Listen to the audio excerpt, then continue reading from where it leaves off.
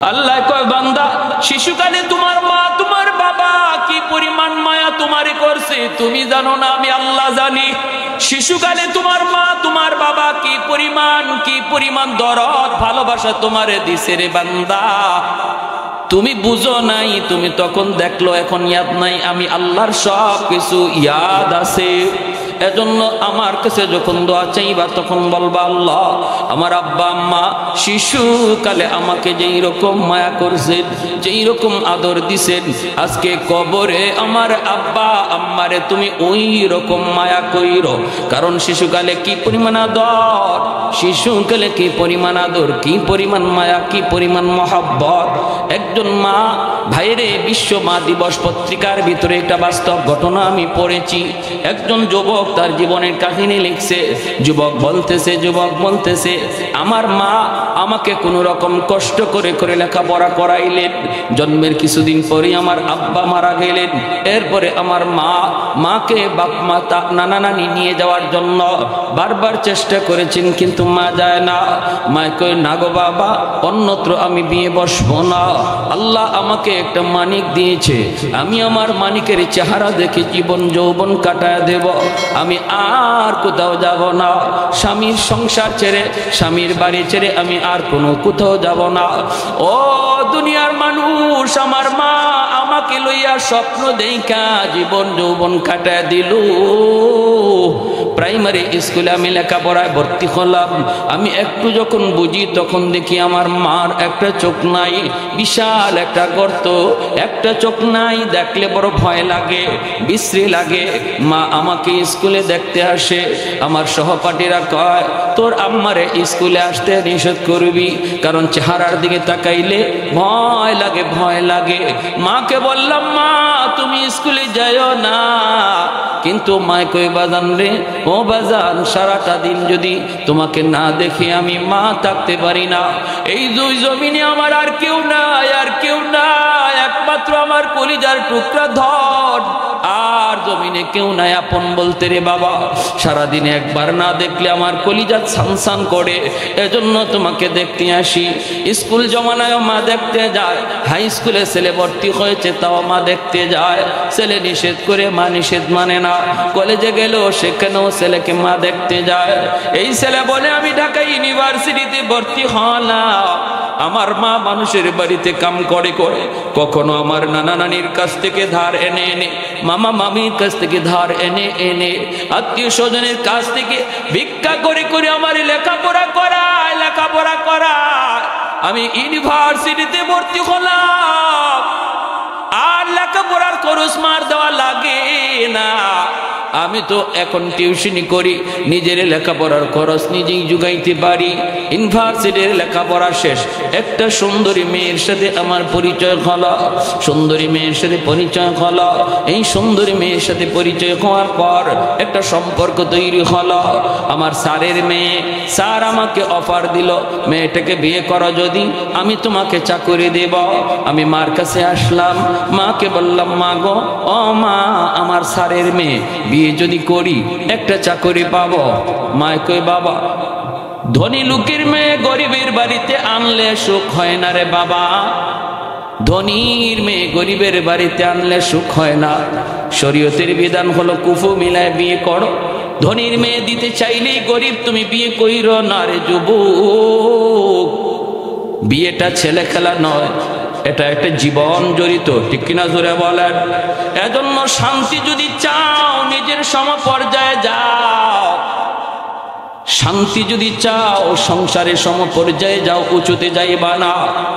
মায় কয়, বাবা যাইস না, কিন্তু ছেলে মানল না। কারণ তার তো একটা সম্পর্ক হয়ে গেছে, মহব্বত হয়ে গেছে। বলতেছি, মা গো, টেনশন তুমি করবা না, আমার সাথে কথা হয়েছে, সব মানায় নিবে, তোমাকে আম্মা কয়া ডাকবে, কোনো অসুবিধা নাই। একটা মাত্র ছেলেও আজকে শিক্ষিত, বিরাট শিক্ষিত। মা ছেলের কথায় পড়ে গেল, ঠিক আছে বাবা নিয়ে আস। অনুমতি নিয়ে বিয়ে করে ফেলল। যেই কথা সেই কাজ। ধনীর মেয়ে গরিবের ঘরে আসলো, কিন্তু মাকে মা হিসাবে মানতে পারে না। আসেনি না নাই, জুড়ে কোন আসেনি না নাই? অসংখ্য নজির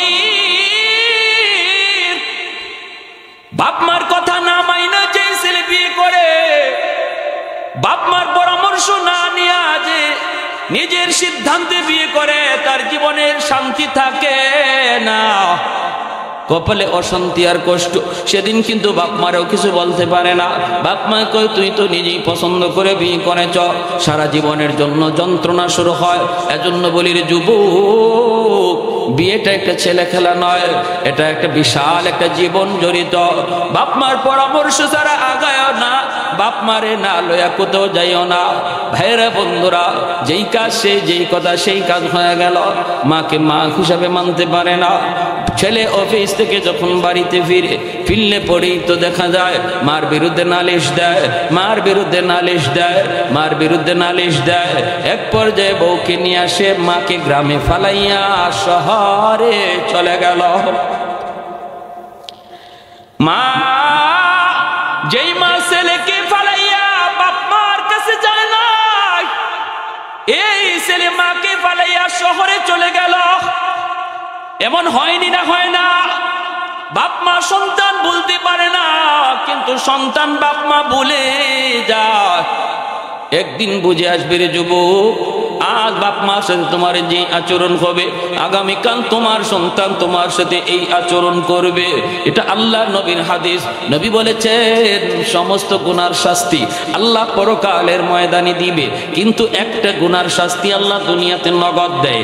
উকুকুল ওয়ালিদাইন ফাইন্নাহু ইউআজ্জালু লিসাহিবিহি ক্বাবলাল মামাত। নবী বলেন সেই গুনাহটা হলো যেই সন্তান বাপ মারে কষ্ট দেয়, বাপ মার অবাধ্য হয়, বাপ মার অবাধ্য হয়, বাপ মার কলিজায় যে আঘাত দেয়। আল্লাহর নবী রহমতের নবী বলেন এই গুনাহটা এমন এক সঙ্গীন কবিরা গুনাহ, এটা আল্লাহ বরদাস্ত করতে পারে না। কারণ আল্লাহ পাক বাপ মার স্থান আল্লাহ তার পরেই রেখেছেন। যত জায়গায় আল্লাহ তার হকের কথা বলেছেন, সেখানেই বাপ মার হকের কথা বলেছেন। পবিত্র কোরআনের সূরাতুল লুকমানের আয়াত আমি তিলাওয়াত করেছি, আনিশকুরলি ওয়ালি ওয়ালিদাই। আল্লাহ বলে আমি আল্লাহর শুকরিয়া আদায় করো, সাথে সাথে কয়ে বাপ মার শুকরিয়া আদায় করো। পবিত্র কোরআনের সূরা বনি ইসরাঈলে আল্লাহ বলে ওয়াকাদা রাব্বুকা আল্লা তা'বুদু ইল্লা ইয়্যা ওয়া বিল ওয়ালিদাইনি ইহসানা। একমাত্র গোলামি চলবে আমি আল্লাহর। এরপরে আল্লাহ কয় বাপ মার সাথে ভালো আচরণ করো। প্রতিটা জায়গার মধ্যে আল্লাহ পাক তার হুকুমের পর বাপ মার কথাটাকে আল্লাহ এনেছেন রে যুবক। এজন্য যেই ছেলে বাপ মার সাথে বেয়াদবি করে আল্লাহ এটা বরদাস্ত করতে পারে না। এর শাস্তি হাসরের মাঠে পরকালে তো হবেই, কিন্তু দুনিয়াতে আল্লাহর নগদ দিয়া দেয়। মৃত্যুর আগে আগে এই শাস্তিটা আল্লাহ দুনিয়াতে নগদ দেয়। তার কপালেও তার এমন শাস্তি থাকে, তার সন্তানও তারে আরো ডবল কষ্ট দেয়। আওয়াজ দিয়া কোন, আওয়াজ দিয়া কোন, ঠিক কি না? হবেই তো, হবেই তো, এমন হবেই তো, কারণ এটা তো আল্লাহর আদেশ, এটা আল্লাহর সিস্টেম, আল্লাহর সিস্টেম। এজন্য ওই যুবক মাকে গ্রামে ফেলে যখন শহরে চলে যায়, মাস যায়, বছর যায়, যুবক বাড়িতে আসে না, মার খবর নেয় না। দুঃখিনী মা মানুষের কাছ থেকে খবর নেই গো, আমার সন্তানটা কেমন আছে শহরে। মানুষেরা কয় দেখেছি তো ভালো, অফিসার র্যাঙ্কে আছে। মা মানুষের কাছ থেকে খবর নেয়, মাকে দেখতে ছেলে ঈদের দিনও বাড়িতে আসে না। বছর বছর চলে যায়, মা অসুস্থ হয়ে গেল, অসুস্থ হয়ে গেল। একটা পর্যায়ে মা আর ধৈর্য ধরতে পারে না, মানুষের কাছ থেকে ঠিকানা নিয়া লাঠিতে বর দিয়া যুবক বলতেছে মা আমার দরজার সামনে চলে এসেছে শহরে। আইসে দরজায় নক করলো, আমি দরজাটা খুললাম। দরজাটা খোলার পরই মাকে বলতেছি মারে তুমি কেন আইছো? তোমার একটা চোখ নাই, দেখলে তোমাকে বড় ভয় লাগে। এজন্যই আমার স্ত্রী আমাকে বারবার শুধু বলতো ভয় লাগে, ভয় লাগে, চোখ নাই, একটা গর্ত। এই কারণে শহরে চলে আসলাম। এখানেও তুমি কেন আসছো গো মা? আমার বউ তো তোমাকে দেখতে ভয় পায়, ভয় পায়। তুমি কি আমার শান্তি চাও না? মা তখন দরজার পাশে দাঁড়াইয়া আসমানের দিকে মুখটা উঠা কয় বাজান আমি থাকতে আসি নাই রে, আমি তোমার কাছে থাকতে আসি নাই, সাহায্য নিতে আসি নাই, মরণের আগে একটা নজর দেখতে আসছি। আমি মরে যাব, থাকবো না রে বাজান, মরজে মউত, আমার শরীর দুর্বল, আমি হয়তো আর বেশি দিন বাঁচব না। যেই ছেলের কারণে আমি আমার সব সারলাম, আমার ওই সন্তানটারে মরণের আগে এক নজর দেখতে এসেছি, থাকবো না, সাহায্য লাগবে না। এই বইলা মা কই বাবা তুমি সুখে থাকো, বউ নিয়ে শান্তিতে থাকো। মা দোয়া দিয়ে চলে যায়। এই যুবক বলতেছে বেশ কিছুদিন পর আমার পাশের গ্রামে একটা অনুষ্ঠান, ওই অনুষ্ঠানে আমাকে চিফ গেস্ট করা হয়েছে। আমি অনুষ্ঠানে যোগ দিলাম আর মনে মনে ভাবলাম পাশের গ্রামটাই তো হলো আমার নিজের গ্রাম, মাকে একটু দেখে যাই। আসছি মাকে দেখার জন্য। বাড়িতে আইসা দরজার পাশে মাকে ডাক দিলাম, কিন্তু দরজা বন্ধ, কেউ দরজা খুলে না, কেউ দরজা খুলে না। মা কয়া ডাকি, কেউ দরজা খুলে না। হঠাৎ করে একজন মহিলা দরজাটা খুলল। দরজাটা খুলতে আমি কই আমার মা কই? ওই মহিলায় কই বাবা তুমি বুঝি এই বাড়ির সাহেব? বলে হ। মা কোথায়? তখনই ওই মহিলার চোখ দিয়ে পানি পড়ে আর কান্দে, বলতেছে আমার ফুফু, আমি তোমার ফুফাতো বোন, তুমি তো অনেক বড় হয়ে গেছো, কে ফুফু কে ফুফাতো ভাই বোন চিনো না। আমার ফুফু আজকে অনেক দিন যাবত বিছানা, চিকিৎসার অভাব, ঔষধ কিনতে পারে নাই। আজ থেকে মাত্র এক সপ্তাহ আগে চিকিৎসার অভাবে আমার ফুফু দুনিয়া থেকে বিদায় হয়েছে। যাবার সময় আমার হাতে একটা চিঠি দিয়ে গেছে আর বলছে মা কোনদিন যদি আমার ছেলে আমাকে দেখার জন্য আসে গো, তোমরা এই চিঠিটা আমার সন্তানের হাতে দিও। এই যে নেন আপনার মায়ের হাতের চিঠি। যুবক বলতেছে আমি চিঠিটা হাতে নিলাম, চিঠিটা হাতে নিয়ে লিখা দেখি মায় লিখতেছে বাজান রে, জানি না কোন দিন মার খোঁজ নিতে আসবা, বাবা মরণের আগে একটা কথা তোমারে জানায় গেলাম, জীবিত অবস্থায় কোনোদিন মা তোমাকে বলি নাই আর তুমিও জানতে চাও নাই, এজন্য আমি বলি নাই। আজকে মৃত্যুর আগে বলে গেলাম মার একটা চোখ নাই বিদায় তুমি ভয় পাইতা, একটা চোখ নাই বিদায় তুমি গ্রাম ছেড়ে বৌনিয়া শহরে চলে গেলা, কিন্তু একদিনও মারে জিগাও নাই মাগো তোমার চোখটা কি হলো, চোখটা কোথায় গেল, একদিনও তুমি জিগাও না। আজকে চিঠির মাধ্যমে জানায় গেলাম রে বাবা 10 বছর বয়সে তোমার টাইফয়েড জ্বর হয়েছিল, ডাক্তারের কাছে ভর্তি করেছিলাম, ডাক্তার বলেছে জ্বরের কারণে তোমার একটা চোখ নষ্ট হয়ে গেছে, এই জায়গায় যদি আরেকটা চোখ বসানো না হয় তাহলে তোমার দুটো চোখ নষ্ট হয়ে যাবে।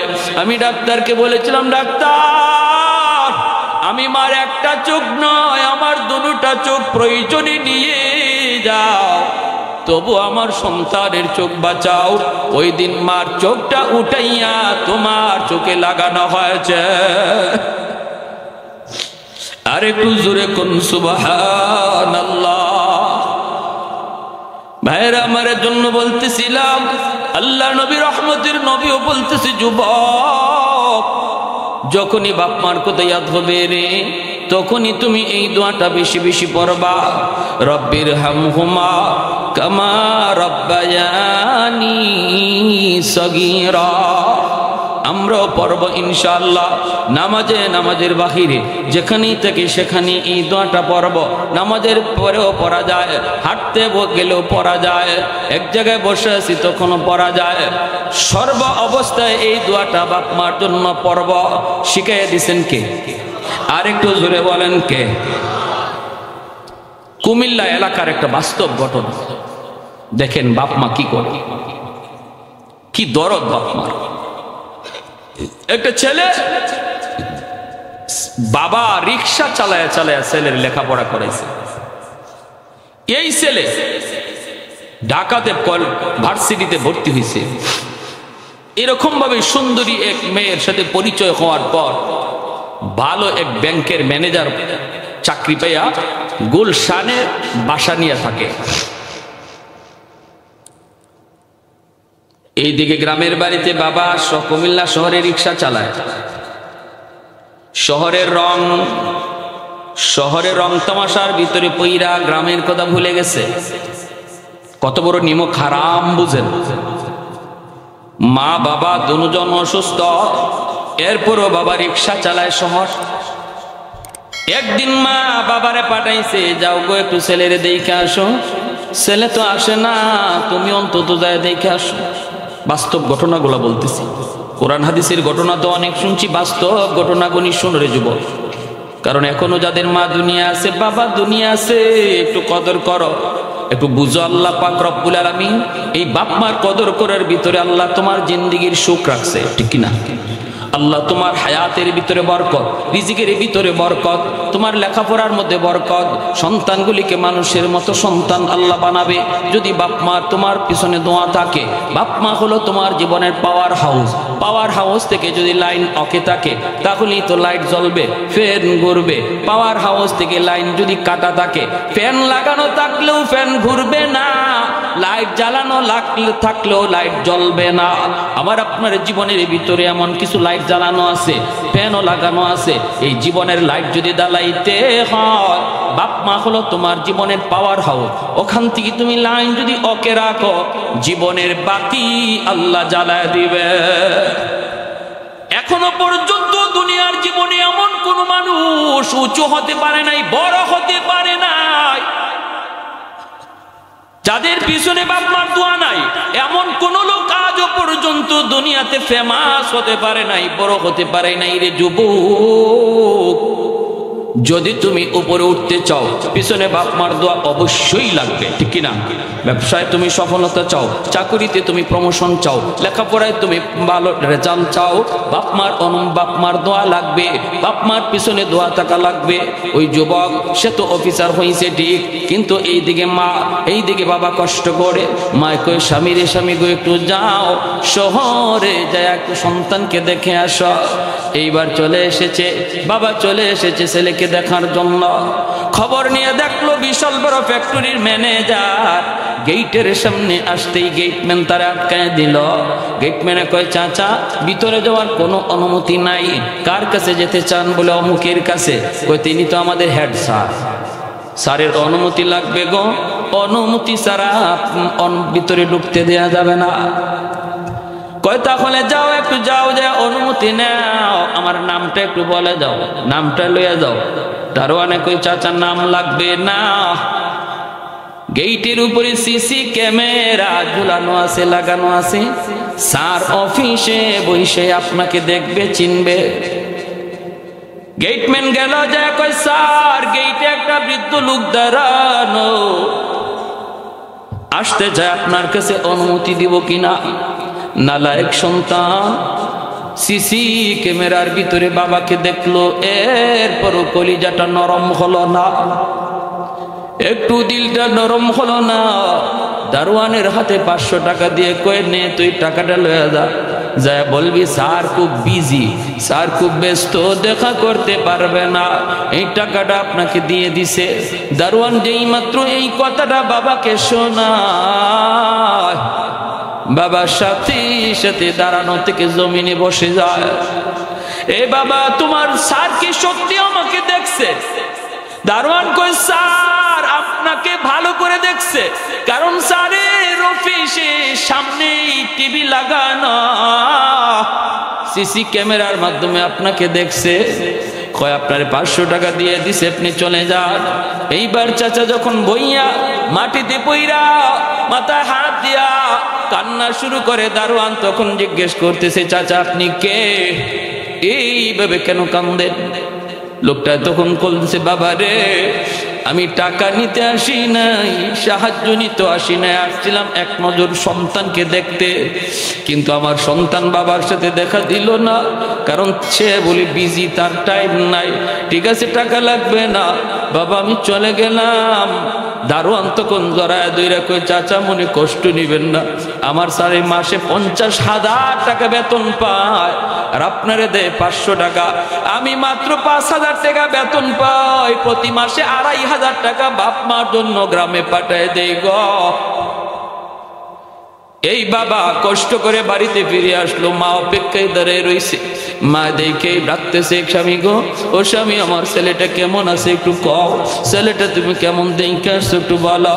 এই কথা বলতেই স্ত্রীকে দইরা স্বামী বুকে জড়ায় ধরে কাঁদতেছে, বিবি গো তোমার ছেলের কথা বইলা লাভ নাই, ছেলে বিজি, তোমার ছেলে মস্ত বড় অফিসার, ছেলে মস্ত বড় অফিসার, রিক্সাওয়ালা বাবার সাথে দেখা করার টাইম নাই।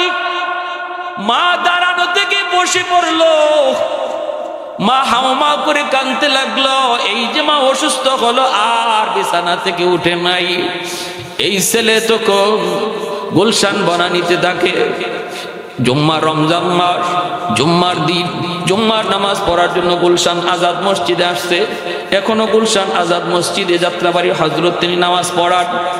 মাহমুদুল হাসান সাহেব দামাত বারকাতুহু ইনি ওই দিন জুম্মার নামাজ পড়াইতেছেন। আর বিষয়টা ছিল বাপ মার হক। ওই যুবক ওই কথাগুলি, আল্লাহর ওলির কথাগুলি শুনলো, শোনা মাত্রই তার কলিজার মধ্যে ভয় ঢুকে গেল। হায় রে, আমি কি করলাম, আমি আমার মার সাথে বাবার সাথে কি আচরণ করলাম। সাথে সাথে যুবকের পরিবর্তন হয়ে গেল। ওই যুবক এই জুম্মার নামাজ পড়ে আর বাসায় গেল না। রমজান মাস দ্রুত চলে গেল বাজারে গিয়া বাবার জন্য শাড়ি লঙ্গি কিনল, মার জন্য শাড়ি কিনল, ফলমূল কিনা ইফতারি লইয়া সে কুমিল্লা শহরের দিকে রওনা দিয়া দিল। স্ত্রীকেও জানালো না। ওই সময় কুমিল্লা শহরে যাইতে দুইটা নদী পার হওয়া লাগতো, দুইটা ফেরি পার হওয়া লাগতো। এই দুই ফেরি পার হইয়া যাইতে যাইতে একদম তারাবির টাইম হয়ে গেছে। শহরের ভিতরে ঢুইকা দেখে একদম জনশূন্য শহর, মানুষ বলতে কেউ নাই, রিক্সা টিক্সা কিছুই নাই। গ্রামে যাবে কেমন করে, মানুষকে জিজ্ঞেস করে ভাই একটা রিক্সা পাওয়া যাবে কিনা, অমুক গ্রামে যাব।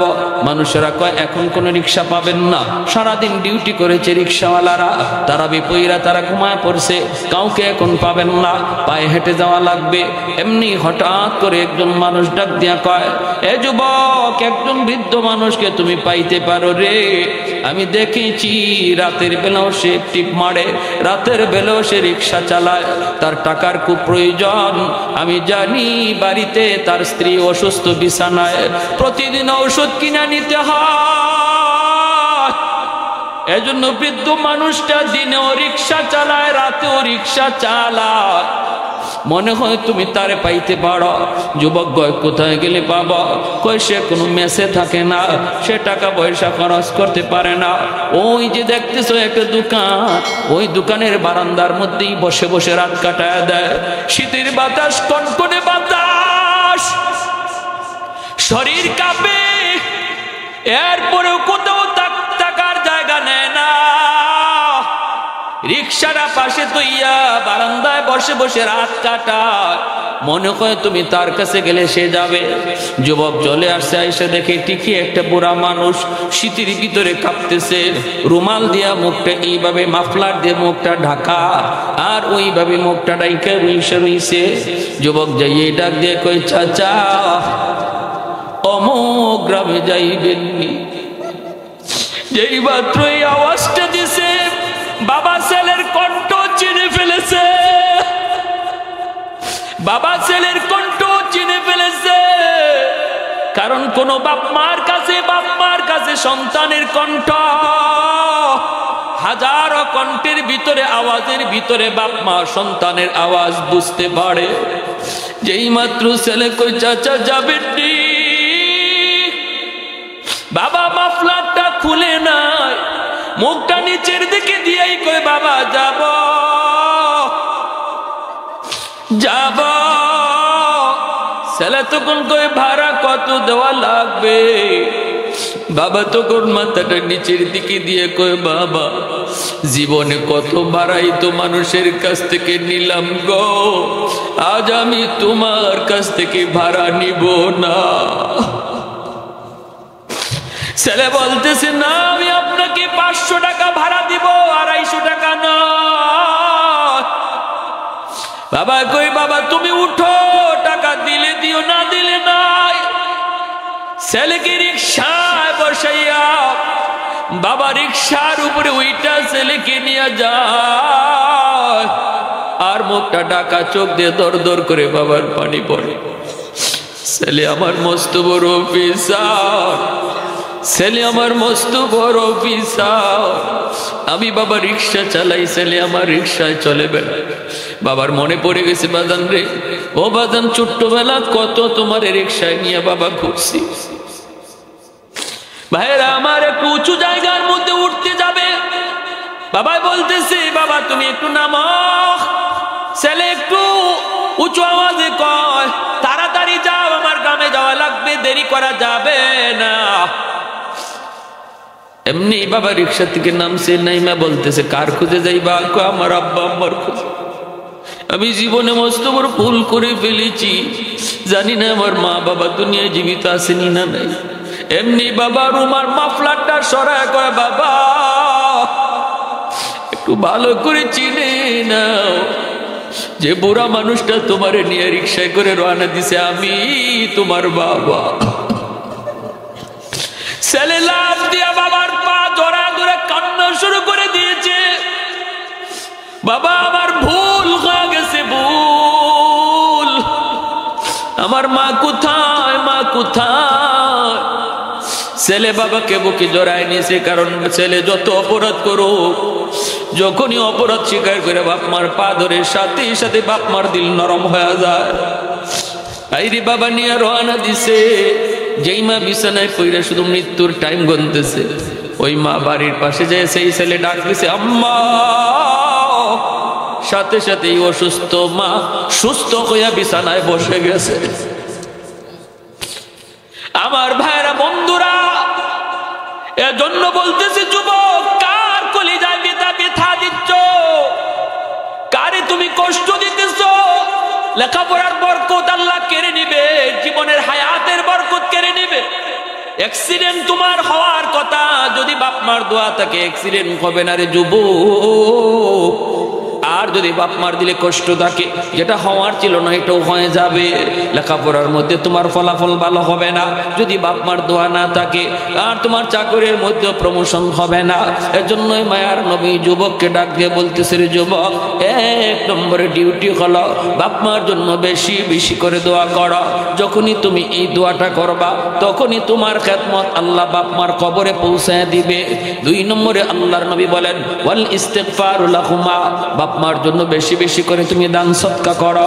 মসজিদ, মাদ্রাসা, ওয়াজ মাহফিল, বিভিন্ন দিনই কাজে তুমি বাপ মার নামে তুমি দান করো। যখনই বাপ মার নামে তুমি দান করবা, সাথে সাথে তোমার খেদমত কবরে পৌঁছায় দেওয়া হবে। 3 নম্বরে নবী বলেন, ইনফাদ ওয়াহদিহিমা মিন বাদিহিমা, বাপ মার যদি কোথাও কোনো ওয়াদা থাকে, এই ওয়াদাটা তুমি সন্তান পূরণ করো। আল্লাহর নবীর ওয়াজটা শোনাইতেছি, 5টা কাজ ভালো করে ইয়াদ রাখবেন। 1 নম্বরে নবী বলেন বেশি বেশি দোয়া করো। 2 নম্বরে নবী বলেন বেশি বেশি দান করো। 3 নম্বরে নবী বলেন বাপ মার কোনো ওয়াদা থাকলে ওয়াদা তুমি পূরণ করো। মসজিদে বাবা ওয়াদা করছে, পূরণ করতে পারে নাই, তুমি ওয়াদা পূরণ করো। মাদ্রাসায় বাবার ওয়াদা ছিল, ওয়াদা পূরণ করো। বাবার উপরে হজ ফরজ ছিল, হজ করে নাই, তুমি সন্তান বাবার হজটা আদায় করো। তুমি সন্তান বাবার হজটা আদায় করো। বাবা যদি কারো পাওনা না দিয়া মইরা থাকে, বাবার পাওনা তুমি সন্তান পরিশোধ করো। বাবা যদি কারো হক নষ্ট করে থাকে, হক তুমি ফিরিয়ে দাও। তোমার বাবা যদি তোমার ফুফুদের সম্পদ না দেয়, চাচার সম্পদ না দেয়, তাহলে তুমি চাচাকে ডাকো, ফুফুদেরকে ডাকো। চাচা না থাকলে চাচা তো ভাই, ফুফু না থাকলে ফুফাতো ভাই বোনকে ডাকো। ডাইকা বাবা যেটা দেয় নাই ওদেরকে দেওয়ার কথা ছিল, শরীয়তের বিধান, এই তুমি বিধানটা তাদেরকে দিয়া দাও। অনেক ভাই আছে বোনের হক দিতে চায় না, বোনের হক দিতে চায় না, বোনের হক দিতে চায় না।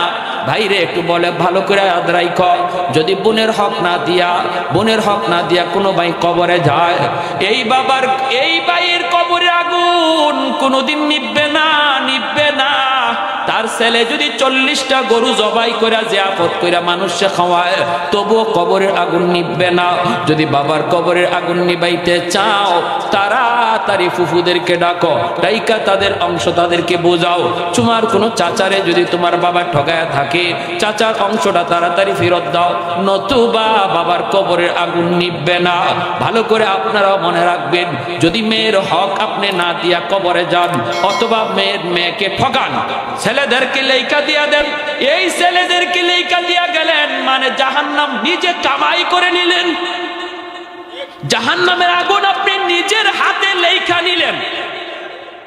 যদি ছেলেদেরকে সম্পদ লেখা দেন, মেয়েকে ঠকান, জাহান্নামের আগুন আপনি নিজে লেখা নিয়ে দিলেন। আল্লাহর বান্দা, যতদিন পর্যন্ত আপনার সন্তান এই হকটা আপনার মেয়েকে না দিবে, আপনার ছেলেরা যদি আপনার মেয়েকে এই হক না দেয়, আপনার কবরের আগুন এমন কোনো মানুষ নাই, এমন কোনো আব্দুল কাদের জিলানী, মঈনুদ্দিন চিশতি নাই আপনার কবরের আগুন নিবাইতে পারে। অতএব এমন কাম কেউ করবেন না আল্লাহর দোহাই, কারণ আপনার ছেলেদের এই বুঝটা নাও আসতে পারে, এরা ফেরত নাও দিতে পারে। আর আমি আপনাদেরকে বলবো, যারা সন্তান যদি বাবা এই ভুলটা কইরা থাকে, আল্লাহর দোহাই গরু জবাই কইরা মানুষে খাওয়ানোর আগে হকটা ফিরায় দাও, আগে মানুষের হকটা ফিরায় দাও। ভাইরা বন্ধুরা, একটাই নবী বলেছেন। তারপরে নবী বলেন, সিলাতুর রাহমিল্লাতি লা তুসালু ইল্লা বিহিমা।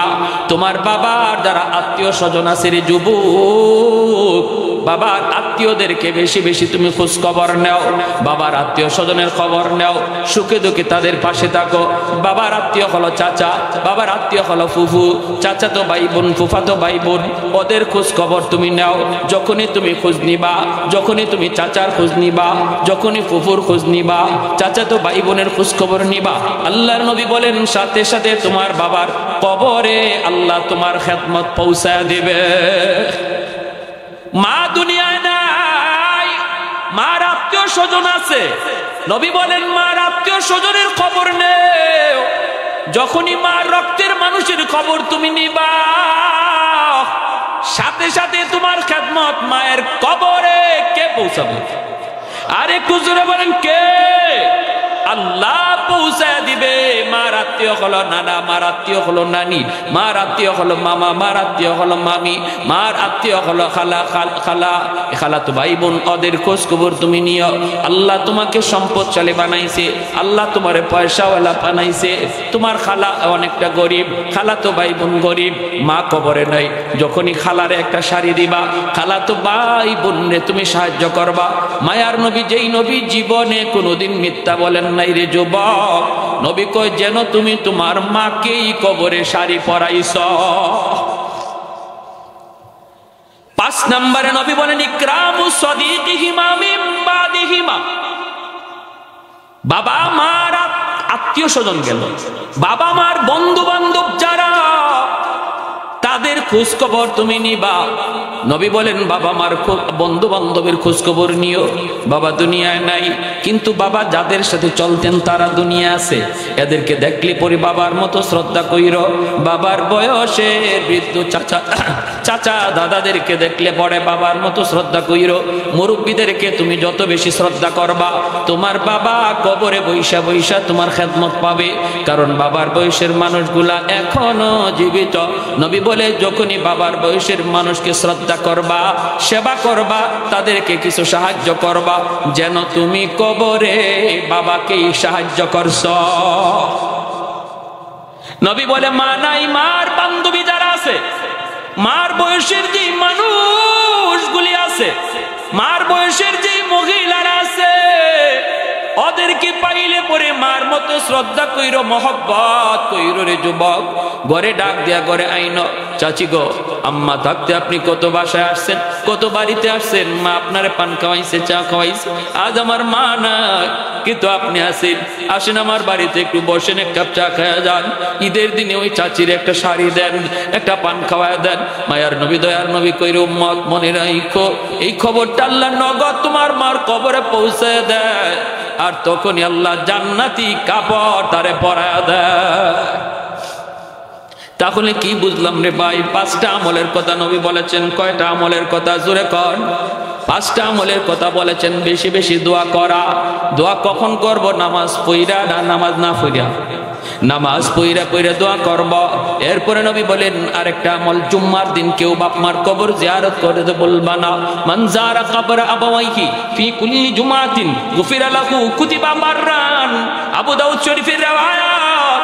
নবী বলেন জুম্মার দিন কোন বাপ মার কবর যদি সন্তান জিয়ারত করে, তাহলে এই সন্তান দুনিয়াতে যদি ইচ্ছায় অনিচ্ছায় বাবারে কিছু কষ্ট দিয়া থাকে, প্রতি জুম্মার দিন কবর জিয়ারতের উসিলা আল্লাহ পাক এই সন্তানরে মাফ কইরা বাধ্য সন্তানের তালিকায় দিয়া দেয়।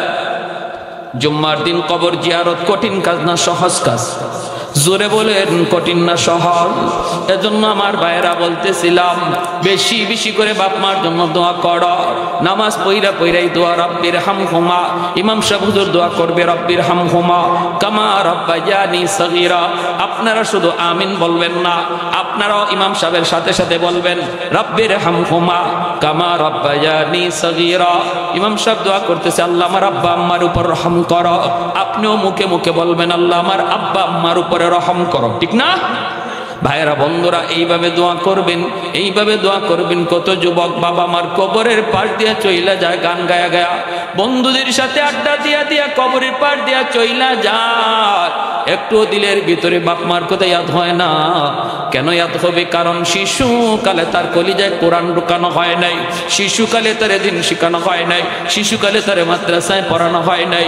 এজন্য মনে রাখবা বাবা, সন্তান আপনার কবরের পাশ দিয়া গান গায়া গায়া যাবে নাকি কোরআন তেলাওয়াত করবে, সিদ্ধান্ত নিবেন এখন। যদি আপনি চান কোরআন তেলাওয়াত করুক, তাহলে শিশুকালেই সন্তানটারে মাদ্রাসায় ভর্তি করো, শিশুকালে তারে দিন শিখাও, শিশুকালে তারে ইসলামী শিক্ষা দাও। ডাক্তার বানাও পড়ে, ইঞ্জিনিয়ার বানাও পড়ে, প্রফেসর বানাও পড়ে, আগে তারে মুসলমানই শিখাও, কারণ সে মুসলমানের সন্তান। আওয়াজ দিয়ে এখন ঠিক কিনা? মুসলমানের সন্তান, এটা তার বড় পরিচয়। ডাক্তার তার বড় পরিচয় নয়, ইঞ্জিনিয়ার আমার সন্তানের বড় পরিচয় নয়, সবচেয়ে বড় পরিচয় হলো মুসলমানের সন্তান। এজন্য আগে তারে মুসলমানি শিখাও। 5 বছর মাদ্রাসায় পড়ান, নুরানি মাদ্রাসায় পড়ান, আপনাদের এলাকায় মাদ্রাসা আছে। 5টা বছর বাচ্চারে মাদ্রাসায় পড়ান, কলিজার ভিতরে কোরআনের মহব্বত ঢুকবে, আল্লাহর মহব্বত ঢুকবে, রসুলের মহব্বত ঢুকবে, বাপ মার সেবা করা শিখবে, আমার নবীর আদর্শ জানবে। কলেজে গেলেও বাপ মার সাথে বেয়াদবি করবে না, ভার্সিটিতে গেলেও বেনামাজি হবে না, নাস্তিকদের ভিড়ে গেলেও ইসলামের বিরুদ্ধে কথা বলবে না, বরং নাস্তিকদের থেকে ইসলামের পক্ষে তাকবীর উঠাবে। আওয়াজ দেয়া বলে ঠিক কি না? হাজারো হায়নার সামনে ভারতের মুসলিম নারী মুস্কান সে তো তাকবীরের আওয়াজ উঠাইছে, ঠিক না? যদি আপনি ছেলেটারে এইভাবে কোরআন শেখান শিশুকালে, তাহলে এইরকম ভাবে 31st নাইট ডে পালন করবে না। কি কথা? এটা মুসলমানের কালচার। জোরে বলেন মুসলমানের কালচার। কলিজার ভিতরে কোরআনের মহব্বত ঢুকায় দাও। বিজাতীয় কালচার ছেলে গ্রহণ করবে না। মান তাশাব্বাহা, আল্লাহর নবী বলে যে যার সুরত ধরলো ফাহুয়া মিনহুম, সে তার সাথে হাসরের মাঠে উঠবে। আজকে যারা 31st নাইট ডে আপনার সন্তান বলেন, আপনার যুবকরা বলেন অংশ নিয়েছে, ভয় আছে ভয়। মুসলমান যদি বিজাতীয় কালচারকে গ্রহণ করে, আল্লাহ পাক রব্বুল আলামিন এই দলই তারে হাসরের মাঠে উঠাবে। মদিনা শরীফে একটা ঘটনা ঘটছিল এমন, হজের মৌসুম, লাশ রাখা হয়েছে কবরে, কবর খোদা হয়েছে কোনো কারণে, দেখা যায় কবরের মধ্যে মানুষটার লাশ নাই, পুরুষ মানুষ রাখা হয়েছে, হয়ে গেছে মহিলা। অবাক হয়ে গেছে। থানবী রহমতুল্লাহি আলাইহি কিতাবের মধ্যে আনছেন, মক্কা শরীফ থেকে এই মানুষগুলা দেখতে গেছে। ফ্রান্সের একটা মানুষ এই লাশটা দেখে, মহিলা দেখে চিনে ফেলেছে। এই মানুষটা কয় এই মহিলার বাড়ি তো ফ্রান্সে, আমি তার রাইকে আসছি, সে নতুন মুসলমান হয়েছে, মাত্র নতুন মুসলমান হয়েছে, আমি তারে কোরআন পড়া শিখাইছি, সে তো আমার ছাত্রী, কবে মরলো আর তার লাশ এখনো আসলো কেমন করে? এলাকার মানুষেরা কয় আমরা তো এখানে একজন পুরুষ মানুষ রাখছি, লাশ গেল কোথায়? চলে গেল সে ফ্রান্সে, চলে গেল ওই মহিলার ঠিকানায়। যাই জিজ্ঞেস করি, এলাকার মানুষেরা কয় তার বাপ মা কয় মেয়েটা কয়েকদিন আগে মারা গেছে, কবর খুঁজো। কবর খুঁজতে দেখি মেয়ের লাশ ফ্রান্সে নাই, মেয়ের লাশটা চলে আসছে মদিনায়। আর মদিনায় যে পুরুষের লাশ রাখা হয়েছে, এই লাশটা চলে গেছে ফ্রান্সে। অবাক কাণ্ড, অবাক কাণ্ড। ঘটনা কি? ঘটনা কি? এই মহিলা আফসোস করতো, কোরআন পড়তো আর আফসোস করতো, আল্লাহ আমার চিরনিদ্রায় শয়ন যদি মদিনায় হইতো, আমার নবী যেখানে শুয়ে আছেন এখানে যদি আমি শুয়ে থাকতাম গো। এই ছিল তার বারবার দোয়া। আল্লাহ দোয়া কবুল করেছে। আর ওই পুরুষ মানুষটা মদিনার মানুষ, তার ব্যাপারে স্ত্রীকে জিজ্ঞেস করা হয়েছে আপনার স্বামীর কি এমন কি বদামল? বলতেছে কোনো বদামল মনে পড়ে না, সে তো নামাজি ছিল, কিন্তু একটা আমল মনে পড়ে, এই যে পুরুষ মানুষ স্বামী স্ত্রী মিলন করার পর যে গোসল করা হয় এটাকে সে অপছন্দ করত। সে বলতো খ্রিস্টানদের সিস্টেমটা ভালো, খ্রিস্টানদের সিস্টেমটা ভালো, এই গোসল টোসল লাগে না, এই ঝামেলা লাগে না, ইসলাম ধর্মের এই নিয়মটা এটা আমার কাছে ভালো লাগে না, খ্রিস্টানদের সিস্টেমটা ভালো লাগে। এই কথাটা শুধু বলছে, আর এই কথার উপরে আল্লাহ নারাজ হইয়া তার কবর, তার লাশটারে আল্লাহ খ্রিস্টানদের দেশে পাঠিয়ে দিছে, খ্রিস্টানদের দেশে পাঠিয়ে দিছে। কি জবাব দিব যুবক? আজকে কি জবাব দিব আমরা আমাদের সন্তানের ব্যাপারে আল্লাহর কাছে? কি জবাব দেব?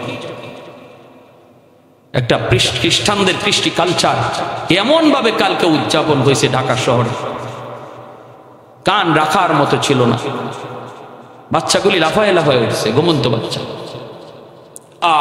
মুসলমানের এই দুর্দিন, মুসলমানদের কপালে এত দুর্গতি আসার কারণ একটাই, আমরা আজকে আমাদের আদর্শ ভুলে গেছি, খ্রিস্টানদের আদর্শ আমদানি করেছি। আজকে আমি আমার নিজের পরিচয় ভুলে গেছি।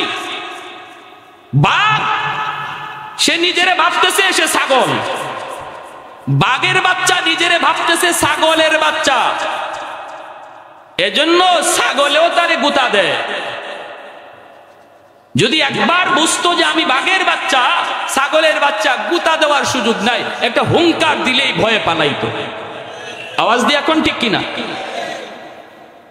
এজন্য আল্লাহর দোহাই, যদি মুসলমানের সন্তান নিজের সন্তানরে বানাইতে চান, আপনাদের অনুরোধ করে বলবো, শিশুকালে বাচ্চারে মাদ্রাসায় পড়া, আগে মুসলমানই শিখান, আগে মুসলমানই শিখান। মাদ্রাসার 5 বছর নুরানি বিভাগে স্কুলের অঙ্ক ইংরেজির সিলেবাস ঢুকানো আছে, স্কুলে ক্লাস 5 পর্যন্ত যে সিলেবাস, এই সিলেবাস মাদ্রাসায় এখন ঢুকানো হয়েছে, উলামায়ে কেরাম ঢুকাইছে। শুধু আপনাদের কথা চিন্তা করে যেন গোটা মুসলিম উম্মার সন্তানের লেখাপড়ার শুরু মাদ্রাসা দেওয়া হয়, যেন আল্লাহর কোরআনের শিক্ষা দেওয়া হয়, ইসলামী শিক্ষার দ্বারা যেন তার জীবনে লেখাপড়া শুরু হয়। এজন্যই, কারণ 5 পর্যন্ত মাদ্রাসায় পড়ার পর যদি আপনি চান যে ছেলেকে মাদ্রাসায় পড়াবেন না, ডাক্তার বানাবেন, ইঞ্জিনিয়ার বানাবেন, আপত্তি নাই, আমরা নিষেধ করি না। এদেশে ডাক্তারের প্রয়োজন, ইঞ্জিনিয়ারের প্রয়োজন, প্রফেসরের প্রয়োজন, বানান, অসুবিধা নাই। কিন্তু 5 বছর মাদ্রাসায় পড়ানোর দ্বারা তারে মুসলমানের বাচ্চা বানানো হয়, সে মুসলমানই শিখে।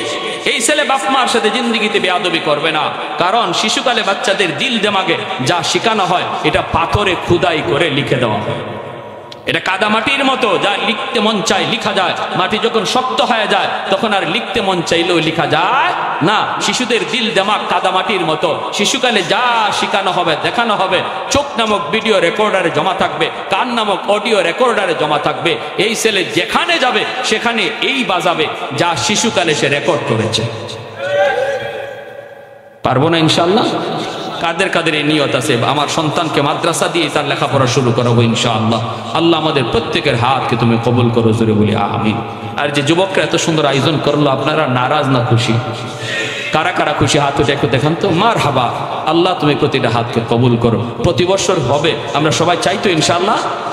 এই যুবকরা চলে যাবে, আবার এক যুবক, নতুন যুবক চলে আসবে, জায়গা দখল করে নেবে। আজীবন যেন এই কোরআনের মাহফিল চালু থাকে। আল্লাহ কবুল করেন, সবাই বলে আমিন। আরো জোরে বলি আমিন।